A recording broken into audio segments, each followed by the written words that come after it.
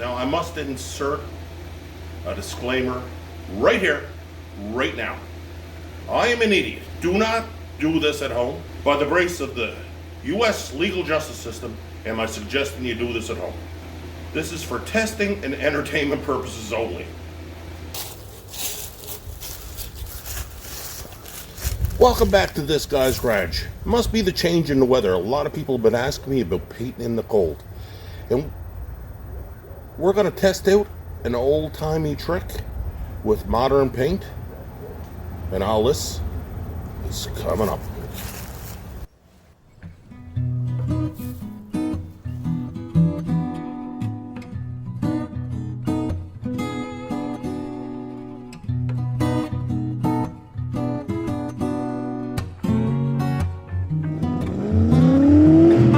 This Guy's Garage. Like and subscribe. So the old timers used to use this little trick. I've used it once before myself. I call it the boil maneuver. The last time I did this trick, it was 1990 something. Buddy of mine had a $300 car. He had a $50 gallon of paint. No money to buy hardener, reducer, activator, nothing. He bought a $50 gallon of paint. Asked me to spray it up. So we had an old stove there. We put the paint on the stove, and that stove was rotten. Had the paint on there, the paint was actually starting to boil. We brought that paint to a boil. Threw it in the paint gun, the paint was coming to a steam, it came out, it snapped over like that. But this was a trick that was used by the old timers back in the day, and I just want to see if it applies to a modern paint. So what I'm using here, I have some green metallic, show you there. I put the actually this was a solid green color. I put metallic in it because it's 7 degrees today, and I don't know what 7 degrees is in American temperature, but I'll figure it out and put something around here for that. Too cold to paint anyways. So I have my paint, it's mixed. I'm going to put it in a pot of boiling water or simmering water. We're going to bring that paint up to temperature. Once that paint starts to get a little bit of a haze coming off it, I'm going to drive right into the gun. I'm going to paint it on the panel I got set up, and we're going to test this theory out, see if it works with modern single stage paint. What we're going to be using today is an old conventional paint gun. I love these things. These are a workhorse. These will spray anything, and I mean they will spray anything. So that's why we're using this. And I have the paint panel set up on the vertical. That way there, it's cold out. If you're gonna get runs, you're gonna get it on vertical. Anybody can paint something laying down.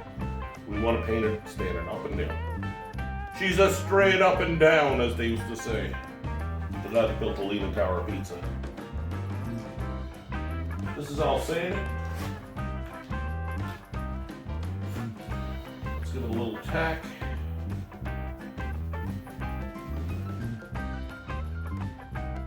Starting to get warm there, so I think this is warm enough for testing purposes. Let's get it in the gun.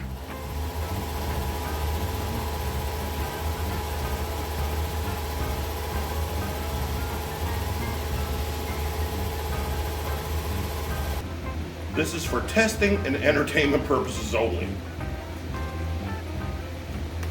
Now that we got that out of the way, let's get the paint in the gun. God damn it. Alright. That's a warm 80 degrees at least.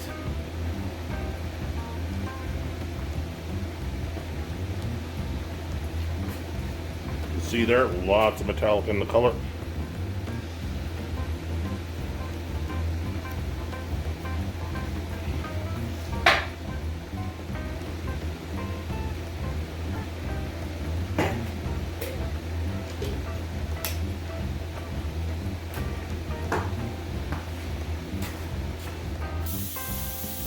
Panel is icy cold. The paint gun is warm to the touch. Very warm, actually.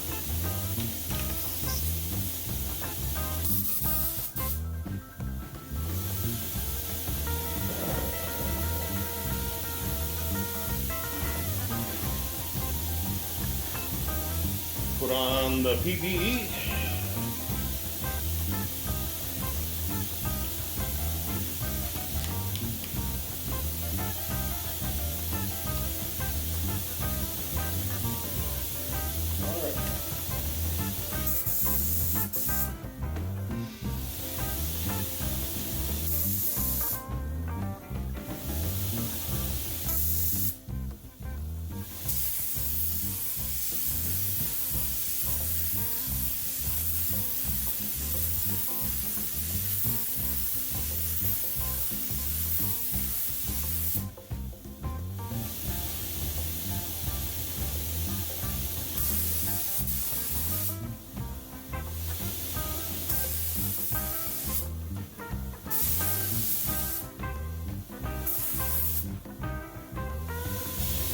So one thing I can tell you, it's snapping over really, really fast.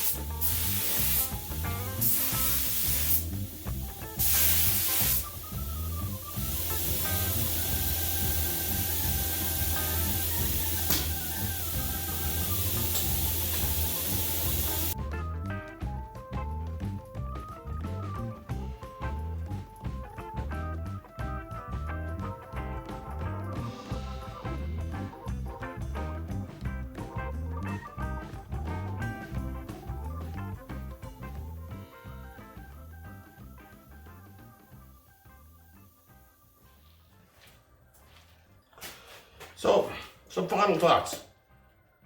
Still works. Big difference I noticed, it tightened the paint up quite a bit. I had to reduce the paint, and I actually put the paint gun back in the cup in the water to warm back up because the reducer was cold.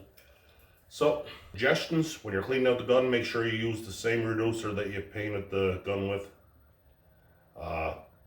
Because the paint is activated and brought to temperature, there's a good chance if you use a thinner reducer, a thinner or a gun wash, it may upset the paint and may curdle the paint.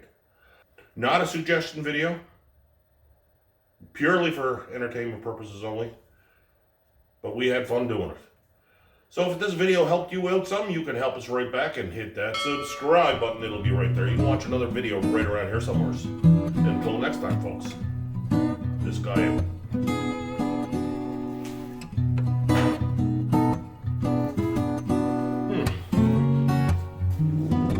Some graphs. This guy's garage. Like and subscribe.